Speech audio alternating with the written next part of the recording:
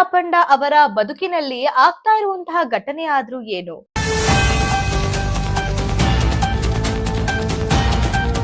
ಯಾಕಂದ್ರೆ ಈಗ ಕೃಷಿ ತಾಪಂಡ ಅವರ ಬದುಕಿನಲ್ಲಿ ಮತ್ತೊಂದು ಬಿರುಗಾಳಿ ಎದ್ದು ಬಂದಿದೆ. ಹಾಗಿದ್ರೆ ಇದರಿಂದ ಇರುವಂತಹ ಅಸಲಿ ಕತೆ ಏನು ಅಂತ ತಿಳ್ಕೊಳ್ಳೋದಕ್ಕೆ ಈ ಒಂದು ವಿಡಿಯೋನ ಪೂರ್ತಿಯಾಗಿ ನೋಡಿ. ಕೃಷಿ ತಾಪಂಡ ಅವರು ಮೊದಲು ಬಿಗ್ ಬಾಸ್ ಸಂದರ್ಭದಲ್ಲಿ ಇದ್ದಾಗ ಎಲ್ಲರ ಮನೆ ಮಾತಾಗಿದ್ರು.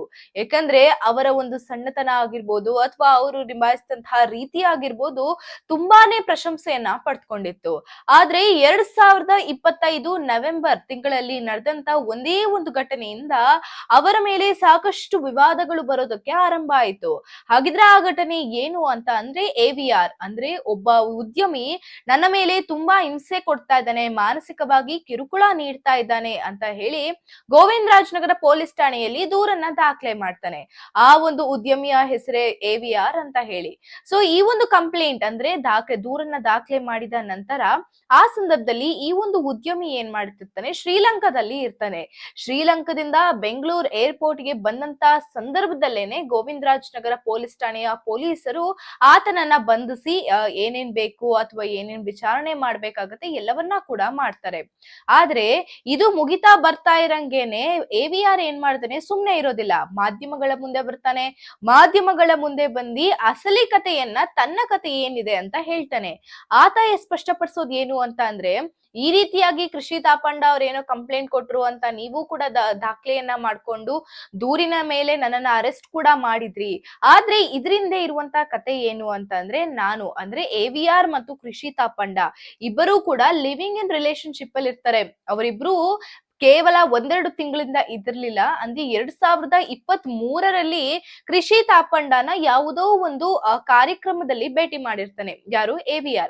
ಭೇಟಿ ಮಾಡಿದ ನಂತರ ಇಬ್ಬರಲ್ಲೂ ಕೂಡ ಪ್ರೀತಿಯನ್ನ ಮೂಡಿ ಲಿವಿಂಗ್ ಇನ್ ರಿಲೇಶನ್ಶಿಪ್ ಅಲ್ಲಿ ಇದ್ದು, ಅಷ್ಟೇ ಅಲ್ಲ ಕೃಷಿ ತಾಪಂಡ ಅವರಿಗೆ ಒಂದು ಕಾರನ್ನ ಗಿಫ್ಟ್ ಮಾಡಿರ್ತಾನೆ ಮತ್ತು ಒಂದು ಸೈಟ್ ಅನ್ನ ಕೂಡ ಅವರ ಹೆಸರಿಗೆ ರಿಜಿಸ್ಟರ್ ಮಾಡಿ ಅವ್ರ ಮನೆ ಕಟ್ಸಂತ ಸಂದರ್ಭದಲ್ಲಿ ಕೂಡ ಸಾಕಷ್ಟು ಹಣದ ಸಹಾಯವನ್ನ ಮಾಡಿದ್ದೆ ನಾನು ಅಂತ ಈ ರೀತಿಯಾಗೆಲ್ಲ ಹೇಳಿ ಇದುವಷ್ಟು ಹಣದ ಸಹಾಯವನ್ನ ಮಾಡಿದ್ದೆ ಅಂತ ಸ್ವತಃ ಹೇಳಿದ್ರು.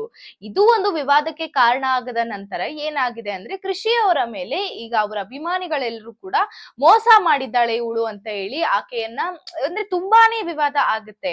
ಅದ್ರಲ್ಲೂ ಕೂಡ ಇದಾಗಿ ಸ್ವಲ್ಪ ದಿನಗಳ ನಂತರ ಆಕೆ ಸಾಮಾಜಿಕ ಜಾಲತಾಣಗಳಲ್ಲಿ ಕೂಡ ಆಕೆಯ ನೋವನ್ನ ವ್ಯಕ್ತಪಡಿಸ್ತಿರ್ತಾಳೆ. ಮತ್ತು ಇತ್ತೀಚಿನ ದಿನಗಳಲ್ಲಿ ಒಂದು ಪಾಡ್ಕಾಸ್ಟ್, ನಮ್ಮೆಲ್ಲರಿಗೂ ಗೊತ್ತಿರೋ ಹಾಗೆ ರಾಜೇಶ್ ಗೌಡ ಅವರ ಒಂದು ಪಾಡ್ಕಾಸ್ಟ್ ನಲ್ಲಿ ಕೃಷಿ ತಾಪಂಡ ಅವ್ರು ಬಂದು ಅವರ ಮನಸ್ಸಿನಲ್ಲಿ ಇರುವಂತ ಎಲ್ಲಾ ಮಾತನ್ನ ಬಿಚ್ಚಿಟ್ಟ ನಂತರ ಇಲ್ಲಿ ಸಾಮಾನ್ಯ ಜನರು ಅಂದ್ರೆ ಅವರ ಅಭಿಮಾನಿಗಳು, ಸರಿ ಆಯ್ತು ಎಲ್ಲರ ಬದುಕಲ್ಲೂ ಸಹ ಒಂದು ತಪ್ಪು ನಡೆಯುತ್ತೆ, ಆ ತಪ್ಪಿಂದಾನೇ ಜೀವನ ಪೂರ್ತಿ ಕೊರಗ ಬದಲು ಆಕೆಯು ನೆಮ್ಮದಿಯಾಗಿರ್ಲಿ ಅಂತ ಆಕೆಯ ಮೇಲಿದ್ದಂತ ಅಭಿಪ್ರಾಯ ಸ್ವಲ್ಪ ಮಟ್ಟಿಗೆ ಬದಲಾವಣೆ ಆಗಿರುತ್ತೆ. ಅಂದ್ರೆ ಇವಾಗ ಮತ್ತೆ ಆಕೆಯನ್ನ ಇಷ್ಟ ಪಡೋದಕ್ಕೆ ಜನರು ಮುಂದಾಗ್ತಾರೆ. ಆದ್ರೆ ಈ ರೀತಿಯಾಗಿ ಒಂದು ಬದಲಾವಣೆ ಆಗ್ತಾ ಇರುವಂತಹ ಸಂದರ್ಭದಲ್ಲೇ ಮತ್ತೊಂದು ದುರಂತ ಎದುರಾಗಿರೋದು ಕೃಷಿ ತಾಪಂಡ ಅವರಿಗೆ. ಈ ಒಂದು ಪಾಡ್ಕಾಸ್ಟ್ ನ ಮುಗಿಸಿ ನೆಲಮಂಗಲದಲ್ಲಿ ಇರುವಂತಹ ಒಂದು ಪ್ರಕೃತಿ ಚಿಕಿತ್ಸಾಲಯಕ್ಕೆ ಹೋಗಿರ್ತಾರೆ. ಇಲ್ಲಿ ಒಂದು 3-4 ದಿನಗಳ ಕಾಲ ಇರುತ್ತೆ. ಅಂದ್ರೆ ನಿಮ್ಮೆಲ್ಲರಿಗೂ ಗೊತ್ತಿರೋ ಹಾಗೆ ಈ ಒಂದು ಪ್ರಕೃತಿ ಚಿಕಿತ್ಸಾಲಯಲ್ಲೆಲ್ಲ ಯಾವ ರೀತಿ ಇರುತ್ತೆ, ಫೋನ್ ಎಲ್ಲ ಬಳಕೆ ಮಾಡೋ ಹಾಗಿರೋದಿಲ್ಲ. ಸಾಯಂಕಾಲ ಸುಮಾರು 6ರಿಂದ 7 ಗಂಟೆ ನಂತರ 1 ಅವರ್ ನಮ್ಗೆ ಫೋನ್ ಅನ್ನ ಕೊಡ್ತಾರೆ. ಸೊ ಈ ರೀತಿಯಾಗಿ 3-4 ದಿನಗಳ ಕಾಲ ಅವರು ಹೋಗಿರ್ತಾರೆ. ಅಂದ್ರೆ ತಮ್ಮ ಮಾನಸಿಕ ಆರೋಗ್ಯ ಚೆನ್ನಾಗಿರ್ಲಿ ಅನ್ನುವಂತ ನಿಟ್ಟಿನಲ್ಲಿ ಕೃಷಿ ತಾಪಂಡ ಅವರು ಹೋಗಿರ್ತಾರೆ. ಆದ್ರೆ ಇಲ್ಲಿ ದುರಂತ ಎದುರಾಗೋದು ಯಾವ ರೀತಿ ಅಂತ ಅಂದ್ರೆ, ವೈಶಾಖ್ ಅನ್ನುವಂತ ಸ್ನೇಹಿತ, ಕೃಷಿ ತಾಪಂಡ ಅವರ ಸ್ನೇಹಿತ ಆದಂತ ವೈಶಾಖ್ ಏನ್ ಮಾಡ್ತಾನೆ, ಸುಮಾರು 1 ತಿಂಗಳಿಂದ ಕೃಷಿ ತಾಪಂಡ ಅವ್ರ ಜೊತೆಗೇನೆ ಇರ್ತಾರೆ. ಅಂದ್ರೆ ಇಲ್ಲಿ RR ನಗರ ಸಮ್ಮುಖದಲ್ಲಿ ಇರುವಂತ ಒಂದು ಫ್ಲಾಟ್ ನಲ್ಲಿ ಕೃಷಿ ತಾಪಂಡ ಅವರು ಮತ್ತು ವೈಶಾಖ್ ಅವರು ಇಬ್ರು ಕೂಡ ವಾಸ ಮಾಡ್ತಾ ಇರ್ತಾರೆ. ಅಂದ್ರೆ ಹೋಗೋದು ಬರೋದು ಮಾಡ್ತಾ ಇರ್ತಾರೆ. ಈಗ ವೈಶಾಖ್ ಏನಕ್ಕೆ ಕೃಷಿ ತಾಪಂಡ ಅವ್ರ ಜೊತೆ ಇದ್ದಾರೆ ಅನ್ನುವಂತ ಪ್ರಶ್ನೆ ಎಲ್ಲರಿಗೂ ಕೂಡ ಕಾಡುತ್ತೆ. ಆದರೆ ವೈಶಾಖ್ ಅವ್ರು ಏನಕ್ಕಿದ್ದಾರೆ ಅಂತಂದ್ರೆ, ಅವರ ಒಂದು ಕೌಟುಂಬಿಕ ಜೀವನದಲ್ಲಿ ಕಲಹ ಆಗಿ ತನ್ನ ಗಂಡ ಹೆಂಡತಿ ದೂರ ಆಗಿರ್ತಾರೆ. ವೈಶಾಖ್ ಮತ್ತು ಅವರ ಕುಟುಂಬದಿಂದ ದೂರ ಆಗಿರ್ತಾರೆ. ಯಾಕೆ ದೂರ ಆಗಿರ್ತಾರೆ ಅಂತ ಅಂದ್ರೆ, ಇಲ್ಲಿ ಮತ್ತೊಂದು ಕತೆ ಸೃಷ್ಟಿ ಆಗುತ್ತೆ. AVR ಅನ್ನುವಂತ ಉದ್ಯಮಿ ಎಲ್ಲರಿಗೂ ಕೂಡ ಗೊತ್ತಿರೋ ಹಾಗೆ ಈ ಒಂದು ಕಥೆನ ನಾನು ನಿಮ್ಗೆ ಹೇಳಿದ್ದೀನಿ. ಆದ್ರೆ ಈ ಸಂದರ್ಭದಲ್ಲಿ AVR ಗೆ ಏನಾಗುತ್ತೆ ಅಂದ್ರೆ, 7 ಕೋಟಿ ರೂಪಾಯಿ ಹಣವನ್ನ ನೀಡಿ ಆಕೆಗೆ ಕ್ಷಮೆ ಯಾಚಿಸ್ಬೇಕು ಅನ್ನುವಂತ ಒಂದು ಬೆದರಿಕೆಯ ಪತ್ರವನ್ನ AVR ಪಡ್ಕೊಳ್ತಾನೆ. ಅಂದ್ರೆ ಒಂದು ಬ್ಲೂ ಡಾಟ್ ಕಂಪನಿ, ಈ ಒಂದು ಬ್ಲೂ ಡಾಟ್ ಮೂಲಕ ಈ ಒಂದು ಪತ್ರವನ್ನ AVR ಗೆ ಕಳಿಸಿದ ನಂತರ AVR ಏನ್ ಮಾಡ್ತಾರೆ, ಮತ್ತೊಮ್ಮೆ ಹೋಗ್ಬಿಟ್ಟು ಪೊಲೀಸ್ ಠಾಣೆಯಲ್ಲಿ ದೂರ್ ಕೊಟ್ಟು ನನಗೆ ಈ ರೀತಿಯಾಗಿ ಬೆದರಿಕೆ ಬರ್ತಾ ಇದೆ ಅಂತ ಹೇಳಿದಾಗ ಪೊಲೀಸ್ ಅವರು ಕೂಡ ವಿಚಾರಣೆಯನ್ನ ಮಾಡಿದಾಗ ತಿಳಿದು ಬರೋದು ಏನು ಅಂದ್ರೆ ಬ್ಲೂ ಡಾಟ್ ಮೂಲಕ ಈ ಒಂದು ಪತ್ರ ಬಂದಿದೆ ಅಂತ. ಬ್ಲೂ ಡಾಟ್ ನಲ್ಲಿ ಕೇಳಿದ ನಂತರ ನಮ್ಗೇನ್ ಗೊತ್ತಾಯ್ತು ಅಂತ ಅಂದ್ರೆ ಈ ಒಂದು ಬ್ಲೂ ಡಾಟ್ ಗೆ ಬಂದಿದ್ದು ಯಾವ್ದೋ ಒಂದು ಗ್ಯಾರೇಜ್ ಹುಡುಗ ಬಂದಿ ಕೊಟ್ಟಿದ್ದಾನೆ ಅಂತ ಗೊತ್ತಾಯ್ತು. ಈ ಗ್ಯಾರೇಜ್ ಹುಡುಗ ಯಾರು ಅಂದ್ರೆ ನಮ್ಗೆ ಗೊತ್ತಿರೋ ಹಂಗೆ ಸದ್ಯಕ್ಕೆ ವೈಶಾಖ್ ಒಂದು ಗ್ಯಾರೇಜ್ ಆಟೋಮೊಬೈಲ್ಸ್ ಅನ್ನ ನಡೆಸ್ತಿರ್ತಾನೆ, ಈ ಒಂದು ಬಿಸ್ನೆಸ್ ಮಾಡ್ತಿರ್ತಾನೆ. ಇದೇ ಒಂದು ಬಿಸ್ನೆಸ್ ವೈಶಾಖ್ ನ ಸ್ನೇಹಿತನ ಕೈಯಲ್ಲಿ ವೈಶಾಖ್ ಸ್ವತಃ ಈ ಒಂದು ಬೆದರಿಕೆಯ ಪತ್ರವನ್ನ AVR ಕಳ್ಸಿರ್ತಾನೆ, ಯಾಕಂದ್ರೆ ತನ್ನ ಸ್ನೇಹಿತೆಗೆ ಈ ರೀತಿ ಮಾಡದ್ನಲ್ಲ ಅಂತ ಹೇಳಿ. ಇವಾಗ ಏನಾಗುತ್ತೆ ಅಂತ ಅಂದ್ರೆ ಈ ವೈಶಾಖ್ ಈ ಒಂದು ಕಾರಣದಿಂದ ಪೊಲೀಸರಿಗೆ ಒಂದು ವಿಚಾರಣೆಗೆ ಕರೆದಾಗ್ಲೂ ಹೋಗ್ಬೇಕಾಗತ್ತೆ, ಜೊತೆಗೆ ಜೈಲ್ ವಾಸ ಕೂಡ ಅನುಭವಿಸ್ಬೇಕಾಗತ್ತೆ. ಈ ರೀತಿ ಆದಾಗ ಎಲ್ಲ ವೈಶಾಖ್ ತನ್ನ ಕುಟುಂಬಸ್ಥರೊಂದಿಗೆ ದೂರ ಆಗ್ತಾನೆ. ಹಾಗಾಗಿ ಕೌಟುಂಬಿಕ ಜಗಳ ಆದ ನಂತರ ಈ ಒಂದು ಜಗಳದಿಂದ ಮಾನಸಿಕವಾಗಿ ತುಂಬಾನೇ ವೈಶಾಖ್ ಅವರು ಕುಗ್ಗಿರ್ತಾರೆ. ಆದ್ರೂ ಕೂಡ ಇವಾಗ ಕೃಷಿ ತಾಪಂಡ ಅವರ ಮನೆಯಲ್ಲಿ ಹೋಗ್ತಾ ಬರ್ತಾ ಮಾಡ್ತಾ ಇರೋದು ಎಲ್ಲವೂ ಕೂಡ ಮಾಡ್ತಾ ಇರ್ತಾರೆ. ಇವಾಗ ನೆಲಮಂಗಲದಲ್ಲಿ ಇರುವಂತ ಈ ಒಂದು ಪ್ರಕೃತಿ ಚಿಕಿತ್ಸಾಲಯಕ್ಕೆ 3 ರಿಂದ 4 ದಿನಗಳ ಕಾಲ ಹೋಗ್ ಬರ್ತೀನಿ ಅಂತ ಕೃಷಿ ಅವ್ರು ಹೊರಟ್ರೆ, ಈ ಕಡೆ ಏನಾಗುತ್ತೆ, ನಮ್ಗೆ ಇಲ್ಲಿ ವೈಶಾಖ್ ಅವರು ಒಬ್ಬಂಟಿಯಾಗಿರ್ತಾರೆ. ತುಂಬಾ ಒಬ್ಬಂಟಿಯಾಗಿ ಇರೋದ್ರಿಂದ ಈ ಸಂದರ್ಭದಲ್ಲಿ ಮೊನ್ನೆಯ ದಿನ ಅಂದ್ರೆ ಸುಮಾರು ರಾತ್ರಿ 8 ಮೆಸೇಜ್ ಮಾಡ್ತಾರೆ. ಯಾರಿಗೆ? ಕೃಷಿ ಅವ್ರಿಗೆ. ಏನಂತ, ನನ್ಗೆ ಈ ಜೀವನ ಬೇಸರ ಆಗ್ಬಿಟ್ಟಿದೆ, ನನ್ ಕೈಯಲ್ಲಿ ಜೀವನ ಮಾಡೋದಕ್ ಆಗ್ತಾ ಇಲ್ಲ, ತುಂಬಾ ಕಷ್ಟ ಆಗ್ತಿದೆ. ಈ ರೀತಿಯಾದಂತ ಮೆಸೇಜ್ ಮಾಡ್ದಾಗೆಲ್ಲ ಕೃಷಿ ತಾಪಂಡವ್ರು ಏನ್ ಮಾಡ್ತಾರೆ ಅಂದ್ರೆ, ಇಲ್ಲ ನೀನೇನು ಬೇಜಾರ್ ಮಾಡ್ಕೊಂಬೇಡ, ನಾನು ಆದಷ್ಟು ಬೇಗ ಬರ್ತೀನಿ, ನಾನ್ ಬಂದ ನಂತರ ಕುಕ್ಕೆ ಸುಬ್ರಹ್ಮಣ್ಯಗ್ ಹೋಗೋಣ ಇಬ್ರು, ಎಲ್ಲವೂ ಕೂಡ ಸರಿ ಹೋಗುತ್ತೆ ಅಂತ ಎಲ್ಲ ಧೈರ್ಯದ ಮಾತನ್ನ ಹೇಳ್ತಾರೆ. ಆದ್ರೂ ಕೂಡ ಇಲ್ಲಿ ವೈಶಾಖ್ ಅವರು ಕೇಳುವಂತ ಪರಿಸ್ಥಿತಿಯಲ್ಲಿರೋದಿಲ್ಲ. ಕೃಷಿ ಅವ್ರು ಏನ್ ಮಾಡ್ತಾರೆ, ಇಮಿಡಿಯೇಟ್ ಆಗಿ RR ನಗರ ಪೊಲೀಸ್ ಠಾಣೆಗೂ ಕೂಡ ಇದನ್ನ ಇನ್ಫಾರ್ಮ್ ಮಾಡ್ತಾರೆ.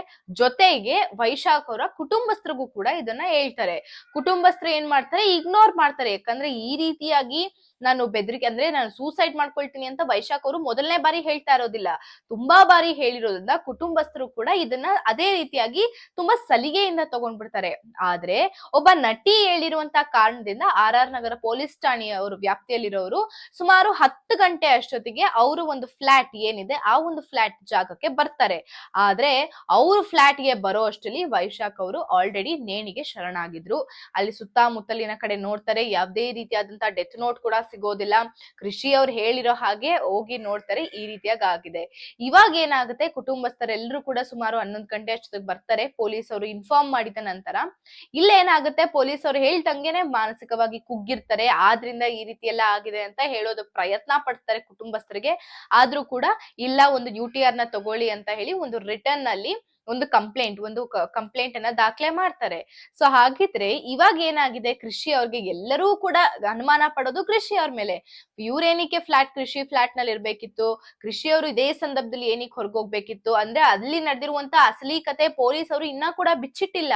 ಆದ್ರೆ ಇಲ್ಲಿ ಸದ್ಯಕ್ಕೆ ಸಮಸ್ಯೆಗಳಿಂದ ಈಗ ತಾನೇ ಹೊರಗ್ ಬರ್ತಿದ್ದಂತ ಕೃಷಿ ಅವ್ರಿಗೆ ಮತ್ತೊಂದು ದೊಡ್ಡ ಸಂಕಷ್ಟ ಉಂಟಾಗಿ ಮತ್ತೊಮ್ಮೆ ಅವರು ಸಮಸ್ಯೆಯಲ್ಲಿ ಸಿಲುಕಬೇಕಾಗಿರುವಂತ ಪರಿಸ್ಥಿತಿಯನ್ನ ಈಗ ಎದುರಿಸ್ತಾ ಇದ್ದಾರೆ. ಹಾಗಿದ್ರೆ ಕೃಷಿ ಅವರು ಮುಂದೆ ಏನ್ ಮಾಡ್ತಾರೆ, ಈ ಒಂದು ಕಂಪ್ಲೇಂಟ್ ಯಾವ ರೀತಿ ಹೋಗುತ್ತೆ, ಪೊಲೀಸರ ಇನ್ವೆಸ್ಟಿಗೇಷನ್ ಮೂಲಕ ನಮ್ಗೆ ಮುಂದಿನ ಸ್ಟೆಪ್ ಏನು ಅಂತ ಕೂಡ ತಿಳಿದತ್ತಾ ಬರುತ್ತೆ. ಆದ್ರೆ ಇಲ್ಲಿ ಕೃಷಿ ಅವರ ಬಾಳ್ನಲ್ಲಿ ನೋಡೋದಾದ್ರೆ ಅವರೇ ಒಂದ್ ರೀತಿಯಾಗಿ ಬೇಸರವನ್ನ ಪಡ್ತಾ ಇರ್ತಾರೆ. ವೈಶಾಖ್ ಅವ್ರಿಗೆ ಕೂಡ 14 ವರ್ಷದ ಮಗ ಇದ್ದಾನೆ. ಆತನ ಒಂದು ಬದುಕು ಯಾವ ರೀತಿ ಇರುತ್ತೆ ಮುಂದೆ, ಅವರ ಒಂದು ಕುಟುಂಬದ ಪರಿಸ್ಥಿತಿ ಯಾವ ರೀತಿ ಇದೆ, ಎಲ್ಲವೂ ಕೂಡ ನಾವು ನೋಡ್ಬೇಕಾಗತ್ತೆ. ಮಾನಸಿಕವಾಗಿ ಕುಗ್ಗಿ ಇವರು ಆತ್ಮಹತ್ಯೆಗೆ ಶರಣಾದ್ರ, ಇಲ್ಲಾಂದ್ರೆ ಯಾರಿಂದಾದ್ರೂ ಬೆದರಿಕೆ ಏನಾದ್ರೂ ಬಂತ ವೈಶಾಖ್ ಅವ್ರಿಗೆ, ಈ ರೀತಿಯಾಗಿ ಹಲವಾರು ಪ್ರಶ್ನೆಗಳಿಗೆ ಉತ್ತರವನ್ನ ನಮ್ಮ ಪೊಲೀಸರು ನೀಡಬೇಕಾಗುತ್ತೆ. ಆದ್ರಿಂದ ಈ ಒಂದು ಇನ್ವೆಸ್ಟಿಗೇಷನ್ ಯಾವ ರೀತಿ ಹೋಗುತ್ತೆ ಮುಂದಿನ ದಿನಗಳಲ್ಲಿ ಅಂತ ಕಾದು ನೋಡೋಣ ನಾವು. ಸೊ ಹಾಗಿದ್ರೆ ನಿಮ್ಮ ಅನಿಸಿಕೆಯನ್ನ ಕಮೆಂಟ್ ಬಾಕ್ಸ್ ನಲ್ಲಿ ತಿಳಿಸಿ. ಕೃಷಿ ತಾಪಂಡ ಅವರ ಬದುಕು ಈ ರೀತಿ ಆಗ್ತಾ ಇರೋದಕ್ಕೆ ಕಾರಣ ಏನು ಅನ್ನೋದು ಅಥವಾ ನಿಮ್ಮ ಅನಿಸಿಕೆಯನ್ನ ನಮ್ಗೆಲ್ಲರಿಗೂ ಸಹ ಕಮೆಂಟ್ ಮಾಡಿ ತಿಳಿಸಿ.